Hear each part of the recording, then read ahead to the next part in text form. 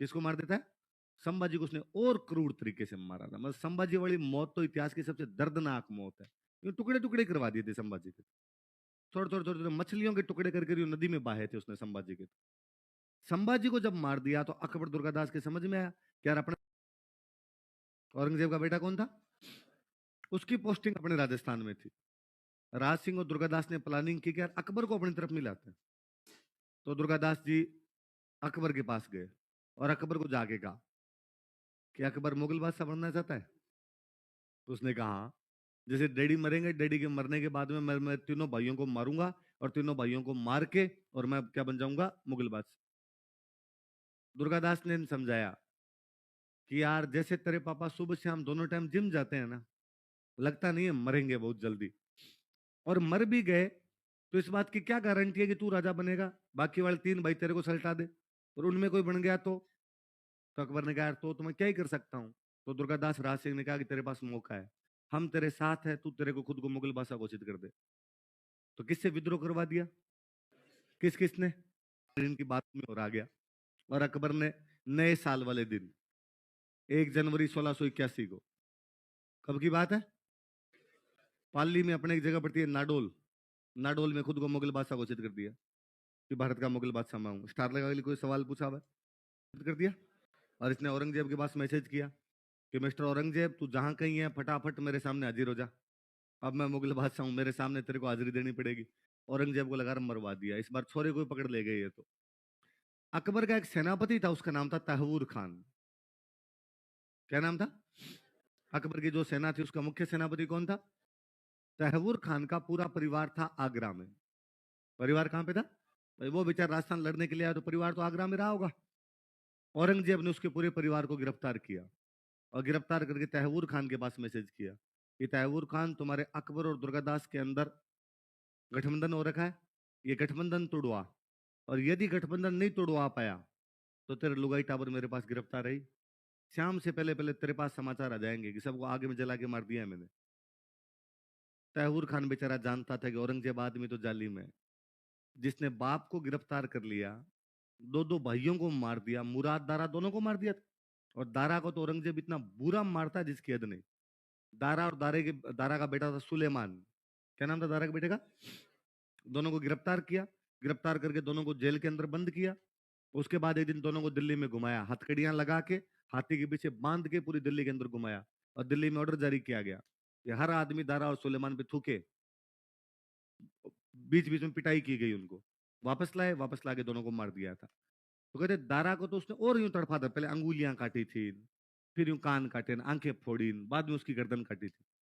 वो और कितना क्रूर और जालिम आदमी रहा होगा कि उसने दारा को मारा, दारा को मारने के बाद दारा की जो गर्दन थी उसको पैकिंग करवाई, गिफ्ट पैक करवाया। वो दिल्ली बैठा है, पिता शाहजहां को आगरा में उसने गिरफ्तार कर रखा है। शाहजहां का प्रिय पुत्र कौन है? दारा। औरंगजेब ने दारा को मारा, और दारा को मारने के बाद में दारा की जो गर्दन थी वो गिफ्ट में पैक करवा के शाहजहां के पास भेजी, और जिस नौकर के साथ भेजी उसको कहा कि इस गिफ्ट को तब खोलना है जब शाहजहां खाना खाने के लिए बैठे।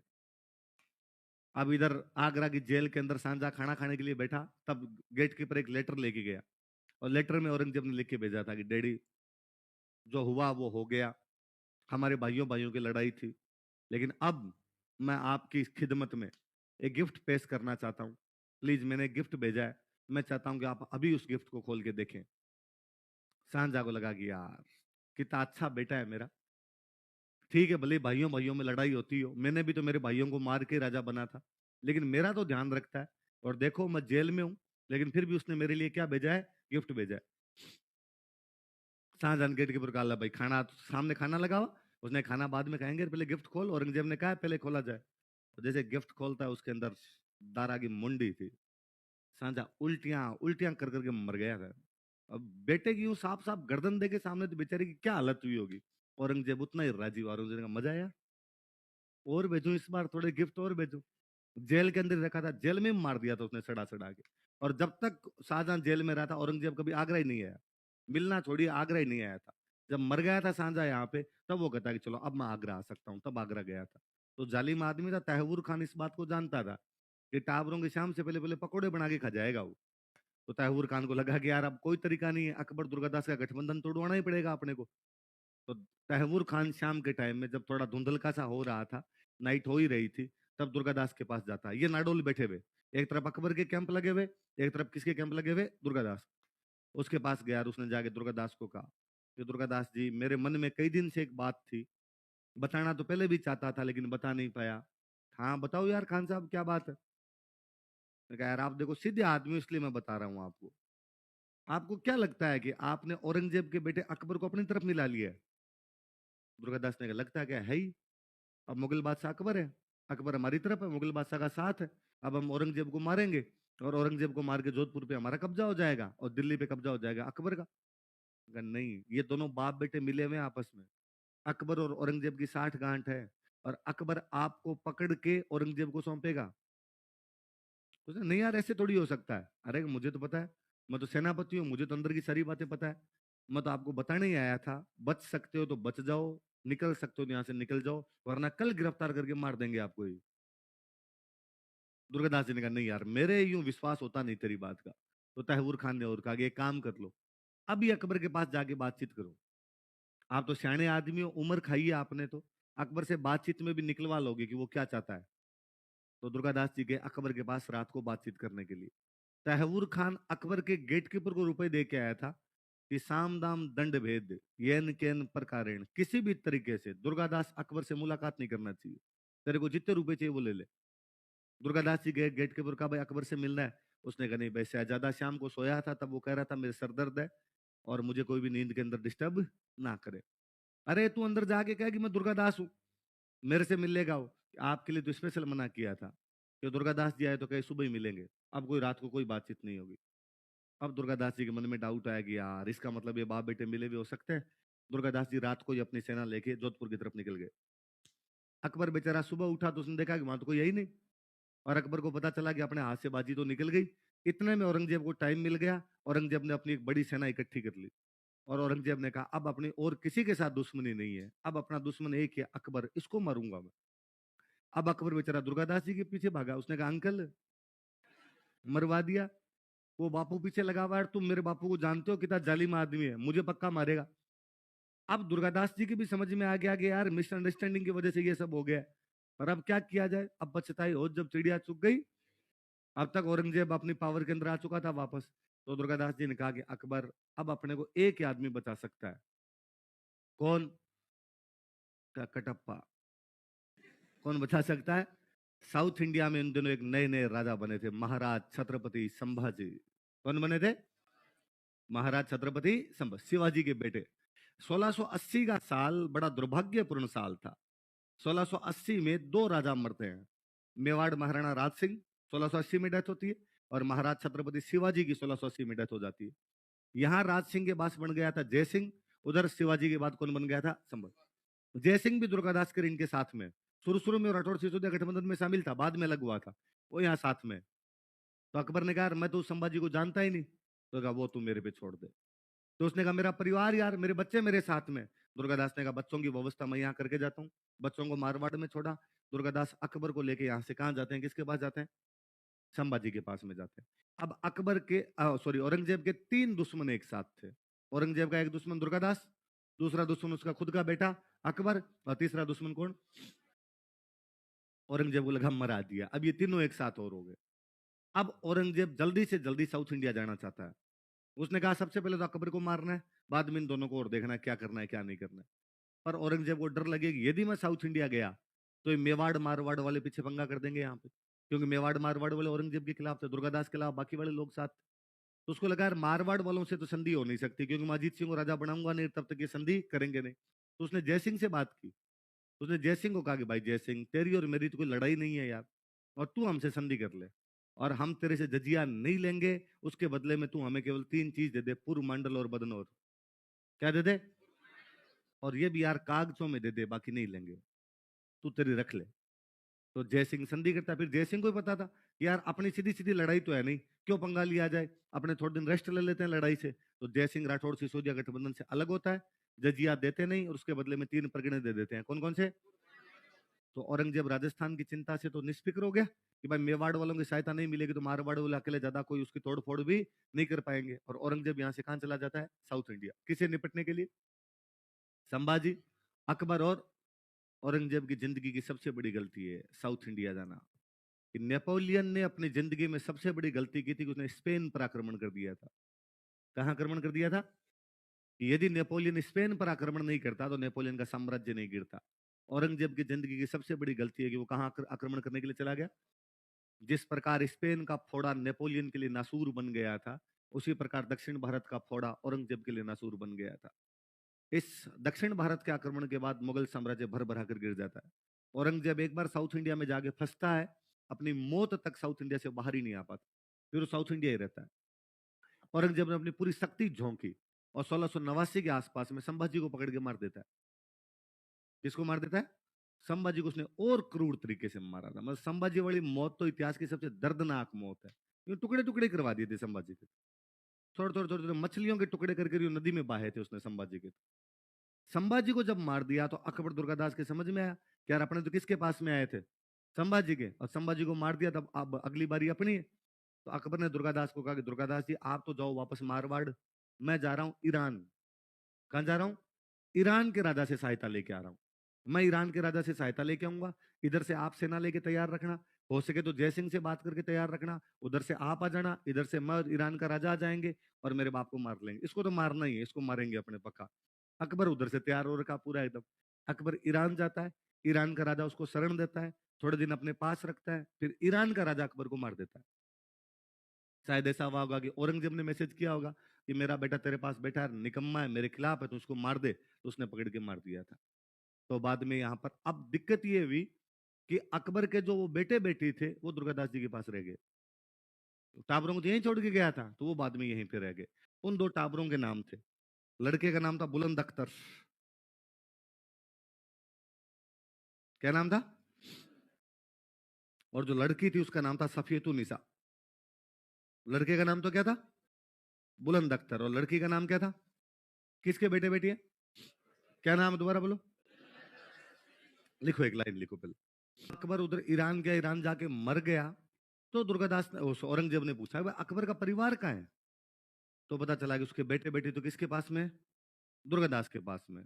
तो औरंगजेब ने दुर्गादास के पास मैसेज किया कि भाई दुर्गादास, ठीक है यार, तुम हमारे दुश्मन हो, अपनी आपस में लड़ाई चल रही है, लेकिन यार मेरे पोते पोती तेरे पास है, इनको तू मुझे सौंप दे। दुर्गादास ने कहा अरे तो बड़ा समझा क्या मुझे?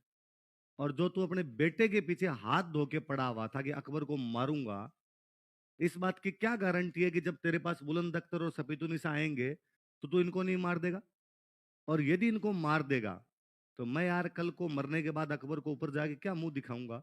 अकबर मेरा दोस्त था, उसने कहा था मेरे टाबरों का ध्यान रखना, और मैं क्या कहूंगा कि मैंने तेरे टाबरों को औरंगजेब को सौंप दिया और औरंगजेब ने मार दिया। तूने यार तेरे बाप को और भाइयों को और उनको नहीं बख्शा, तो इनको टाबरों को तो कहीं बख्श देगा तू? औरंगजेब ने कहा मैं कुछ ही नहीं करूंगा, हाथ नहीं लगाऊंगा इनके, मेरी दुश्मनी अकबर से थी, इन टाबरों से नहीं है, इनको तू सौंप दे। लेकिन दुर्गादास जी ने देने से मना कर दिया। तो फिर औरंगजेब के दरबार में अपने जोधपुर के एक राइटर रहते थे, ईश्वरदास नागर। कौन राइटर थे, नाम बोलो थे? औरंगजेब ने ईश्वरदास जी को कहा ईश्वरदास जी आप दुर्गादास के पास जाओ, जाके बात करो ना यार, टाबरों को दिलवाओ। ईश्वरदास जी आए, इन्होंने दुर्गादास जी को कहा कि देखो दुर्गादास जी, टाबर आपके तो है नहीं, टाबर वैसे ही उसके हैं, दे दो उसको। दुर्गादास जी ने सेम वही बात कही कि मार देगा, पक्का मारेगा इनको। ईश्वरदास जी ने कहा मेरी गारंटी है। और वैसे ही दुर्गादास जी अपने राजस्थान में तो कहते हैं कि मूलधन से ज्यादा अच्छा ब्याज होता है, मूलधन से भी ब्याज ज्यादा प्यारा लगता है, दादा दादी को अपने पापा से भी ज्यादा अपने प्यारे लगते हैं, बेटे बेटी से भी ज्यादा प्यारे पोते पोती होते हैं, दोहिते दोहिती होते हैं। कि छोटे होते थे तब स्कूल जाने के लिए घर में झगड़ा करते कि नहीं जाऊंगा स्कूल, तो पापा मम्मी कूटते पकड़ के कि जाना पड़ेगा, क्यों नहीं जाएगा? और गांव में तो टाबरी लिट जाया करते थे कि नहीं जाऊंगा, कैसे भेज दोगे, बाल मिट्टी में कर लिया करता धान, धूल उछाड़ने लग जाते कई तो। और घर वाले कूटते कि नहीं नहीं जाना पड़ेगा स्कूल, में पकड़ के खींच खींच के लेके जाते हैं। अक्सर दादा दादी आगे भी छुड़ा गए, रहने दो, बना रहे हो कलेक्टर, आज ही लगा दोगे इसको, नहीं जा रहा नहीं जा रहा, आजा इधर आजा। और वैसे ही पापा का भी पीटते तो अपनी ढाल कौन बनते हैं? लगभग दादा दादी बचाते हैं। लगभग हमेशा बचा ही लेते हैं, दादा दादी का यूं पोते पोती के प्रति स्नेह रहता ही है हमेशा, तो वो बचाने का काम करते हैं। तो मैं हमेशा हंसता ही हूँ कि गाँव में कई कई टाबर जो होते हैं उनको दादा दादी इतना लाड करते हैं कि फिर वो पहली क्लास में जब जाते हैं तब 9 साल के होते हैं, कि जाने देते नहीं घर वाले, तो कि भाई चला जाएगा। तो अब वो जो पहली क्लास में एडमिशन कराया तब वो 8-9 साल का था, फिर वो 5वीं क्लास में बेटा बेटा मुझको बंट देता है। फिर गए कि गांव में 5वीं क्लास का टूर्नामेंट हुआ, कबड्डी का टूर्नामेंट हुआ, उसमें बाकी सारे टाबरी नाने नाने जिलप है, एक बेटा डाकी घूमे उनके बीच में, उठा उठा के फेंके टावरों को। हाँ हाँ, तो फिर वो ऐसे जो टाबर होते हैं दादा दादी के क्या होते हैं, लाडले होते हैं। तो ईश्वरदास जी ने वही कहा कि यार दादा दादी कभी नहीं मारते यार बच्चों को, सौंप दो इनको। तो दुर्गादास जी ने कहा कि दोनों को एक साथ नहीं भेजूंगा, पहले बच्ची को ले जाओ, मैं देखूंगा औरंगजेब का बिहेव वगैरह कैसा है, फिर मैं किसको भेज दूंगा, बुलंद अख्तर को भेज दूंगा। किसके कहने पर बच्चों को सौंपा गया, बच्ची पहले गई थी। तो बच्ची जब औरंगजेब के पास पहुंची तो औरंगजेब बड़ा राजी हुआ, यार मेरी पोती इतने दिनों बाद आई है। सिर पे हाथ फेरा, बिठाया अपने पास में, फिर उसको कहा, अपने मंत्रियों को उनका, कि यार हिंदुओं के घर में रह के आई है, हिंदू बना दिया होगा इसको, ओम भूर्भुवस्व सिखा दिए होंगे इसको, लेके जाओ पहले इसको मुसलमान बनाओ, इसको कुरान पढ़नी सिखाओ, इसको नमाज पढ़नी सिखाओ। तो उस बच्ची ने कहा कि नहीं तो, क्यों सिखाओ मुझे ये, मुझे कुरान आती है, मुझे नमाज भी आती है। तो औरंगजेब ने कहा तुझे कैसे आई, तू वहां हिंदुओं के घर में रहती थी, वहां किसने सिखाई, वहां को आरतियां सिखाई होगी तुझे। तो ना ना ना, एक मौलवी साहब डेली आते थे हमें पढ़ाने के लिए, वो हमें अरबी फारसी सब सिखा के गए हैं, वो हमें कुरान भी पढ़ा के जाया करते थे, नमाज भी सिखाते थे, और मैं तो एकदम मुसलमान ही हूँ, उसी तरीकों से वहां रहा करती थी। तो औरंगजेब ने कहा मौलवी साहब, वहां कौन मौलवी साहब भेजता था तुम्हारे पास में, तो कहा, बाबा जी। बाबा जी कौन, तो कहा, दुर्गादास। तो दुर्गादास तुम्हें पीड़ता नहीं था, कि नहीं तो, हमारा सबसे ज्यादा लाड ही दुर्गादास जी रखते थे, तो मेरे बारे में तुम्हें उल्टा पुल्टा कहता होगा ना, आपकी तो कोई बात ही नहीं आई कभी। औरंगजेब को बड़ा अजीब लगता है। तो औरंगजेब पूछता है सपीतुनिसा से वापस कि आजकल दुर्गादास कैसा दिखता है, मैंने कई साल पहले उसको देखा था, अब तो बाल ही सफेद हो गए होंगे उसके भी, कितना बूढ़ा हो गया वो, कैसे रहता है, क्या करता है, कैसे कपड़े पहनता है। तो उसने कहा इन सालों में मैंने भी नहीं देखा दुर्गादास जी को। क्यों, आजकल उसका बर्ताव तुम्हारे प्रति बदल गया। उसने कहा नहीं नहीं, बर्ताव नहीं बदला, मिलने तो अब भी आते हैं वो हमसे, लेकिन जब से मैं बड़ी हो गई हूँ, अब जब वो हमसे मिलने के लिए आते हैं तो बीच में एक पर्दा तानते हैं। और अपने राजस्थान में रिवाज जी हुआ करती थी कि थोड़ी बड़ी उम्र की लड़कियां होती उनसे पिता भी डायरेक्ट मुंह बात नहीं किया करते थे, बीच में पर्दा वगैरह तान के वैसे बात किया करते थे। तो कहा अब जब वो आते हैं तो पर्दे के उधर बैठते हैं, मैं इधर बैठती हूँ, और वैसे बातचीत करके जाते हैं, जो भी काम काज होता है मैं बता देती हूँ और मेरे काम काज हो जाते हैं। बाबो कहे पुकार तीन जाणुन उणरो वेश, कारण की निज नैण स्यूं देखियो नी दुर्गेश। ये बाबो कहे पुकारती, कि मैं उसे क्या कह के पुकारती हूँ, जानून उणरो वेश, मैं उसकी वेशभूषा नहीं जानती, कारण की निज नैण स्यूं, निज नैण मतलब खुद की आंखों से, कारण ये है कि मैंने खुद की आंखों से देखियो नी दुर्गेश, मैंने दुर्गादास को कई सालों से देखा। और औरंगजेब यूं गलगला हो जाता है, गलगला होता है मतलब जीव बाहर आने के लिए तैयार हो जाए, आदमी रोने जैसा हो जाए। औरंगजेब को लगा कि यार दुश्मन होने के बावजूद दूसरे मजहब के बच्चों के साथ में इतना अच्छा बर्ताव, एक मैं कितना जालिम आदमी हूँ जो अपने बेटों को अपने भाइयों को मारने के लिए तैयार रहता हूँ। एक कहाँ दुर्गादास है जिसके पास मेरे पोते पोती थे, मैं उसका सबसे बड़ा दुश्मन हूँ, उसके बावजूद उनको धार्मिक शिक्षा भी दी गई है। और औरंगजेब राजी होके दुर्गादास के पास मैसेज भेजता है कि एक दिन औरंग यूं कयो रतन वालो कहीं विशेष, वालो मतलब होता है प्रिय, वालो क्या होता है, एक दिन औरंग यूं कहो, एक दिन औरंगजेब ने ऐसे कहा, तन वालो कहीं विशेष, कि तुझे सबसे विशेष कौन सी चीज प्रिय लगती है। मांगो मुख स्यूं देऊं आसकरण दुर्गेश, हे आसकरण के बेटे दुर्गेश मांग ले, आज जो तू मांगेगा वो मैं देने के लिए तुझे तैयार हूं, मैं आज बड़ा राजी हूं तेरे से। दुर्गादास जी वापस रिप्लाई भेजते हैं कि खग वालो जग वालो वालो मुरधर देश। खग मतलब होती है तलवार, खग क्या होती है, खग वालो मतलब मुझे क्या अच्छी लगती है, तलवार। जग वालो मतलब ये संसार अच्छा लगता है। वालो मुरधर देश, और मुझे मरुधर का मारवाड़ का देश अच्छा लगता है। श्याम धर्म वालो सदा, श्याम धर्म होता है स्वामी भक्ति, मुझे मेरे स्वामी के प्रति भक्ति अच्छी लगती है। नित वालो नरेश, पर इनसे भी ज्यादा अच्छा मुझे अजीत सिंह लगता है, मैं अजीत सिंह को राजा बनने में देखना चाहता हूँ। यदि औरंगजेब तू मुझे कुछ देना ही चाहता है तो अजीत सिंह को जोधपुर का राजा बना दे।